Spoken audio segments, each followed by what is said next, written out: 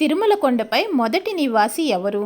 ఒక 1000 ఏళ్ల క్రితం తిరుమల నంబి అనే ఒక బ్రాహ్మణుడు, ఈయన రామానుజాచార్యుల వారి మేనమామ. ఈయన ప్రతిరోజు 8 కిలోమీటర్ల దూరంలో ఉన్న పాపనాశనం నుంచి నీరు తెచ్చి స్వామివారికి అభిషేకం చేసేవాడు. వయోవృద్ధుడైన అంత దూరం నుంచి రోజు నడుచుకుంటూ వెళ్ళి నీరు తెచ్చి అభిషేకం చేయడం వెంకటేశ్వర స్వామికి బాధ అనిపించింది. ఒకరోజు చిన్న పిల్లవాడి రూపంలో వచ్చి, తాత దాహంగా ఉంది, కొంచెం నీరిస్తావా అన్నాడు.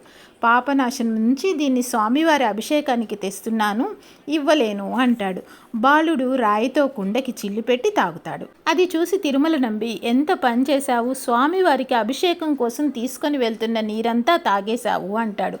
దానికి ఆ బాలుడు, తాత ఇక్కడే ఆకాశగంగ ఉండగా ఎందుకు అంత దూరం వెళ్తున్నావు అన్నాడు. అప్పటి వరకు అక్కడ లేని ఆకాశగంగని చూపించి, ఈ రోజు నుంచి ఈ జలంతో అభిషేకం చెయ్యి అని అదృశ్యమవుతాడు.